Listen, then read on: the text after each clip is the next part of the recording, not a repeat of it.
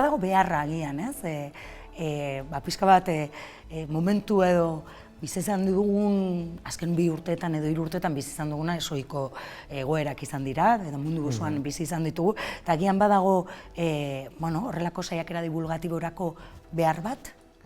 Batetik, esango nuke, teknologia berrien abiadurarako ez daukagula tarterik hausnartzeko, eta askotan liuratu egiten gaitu berritasun horrek, baina agian euren onurak eta gabeziak pentsatzeko ere tarterik ez dago, eta behar hori agian egon badago, ez? Hitza ahaldundu egin behar direla, ez? Ere bada hor, ez?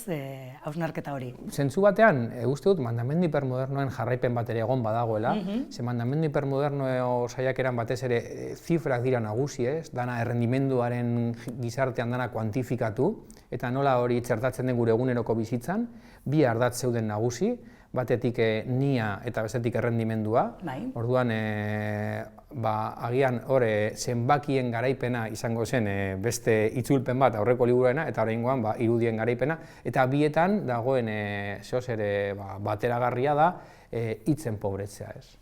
Askotan hitzak informazioa baino ez, eta batzutan inkluso bidaltzen ditugun mezu horietan biderbi eta arinago entzun, eta agian hitzen alde poetikoa ere pentsatu beharko genuke, ez? Eta hitzen tempusa, eta, ez dakit, hor ere dago beste bide posible bat honen inguruan aritzeko.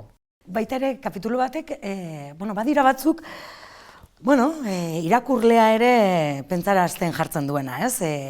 Ez da bakarrik bera begira, ez, pantailari begira, baizik eta nondik begiratzen gaituzten, eta hor, adibidez, gure hirietan ditugun kamera guztien inguruan, behar egiten diguzu, edo datu batzuk ematen dizkiguzu ere, eta hor badago, ez, zer pentsatu ematen duena ere, ez? Bideokameren garaipena segurtasunen izenean, baina niretzat deigarria da bai, ez, irakurtzea,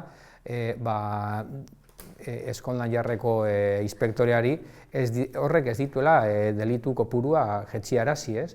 Orduan, batetik, aipatzen dut hori, Londres omen da munduko hiririk zainduena. Kameren bitartez. Kameren bitartez.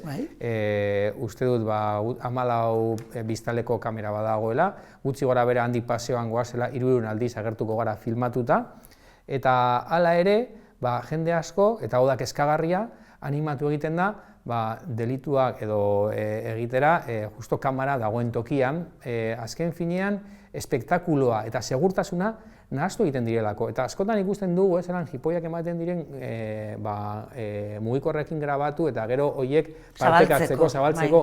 Orduan badago hor zer, bideokameraren aurrean, espektakuloa eta segurtasunen arteko niretzat nahazketa esan bezala kezkagarria. Eta orduan jartzen ditugu bideokamerak edonon, baina aldi berean horrek ze funtzio daukan, gastu handia hori bai. Eta hor nik uste dagoela teknokraziaren askotan garaipen itsu bat, hausnarketa gehiagirik gabekoa.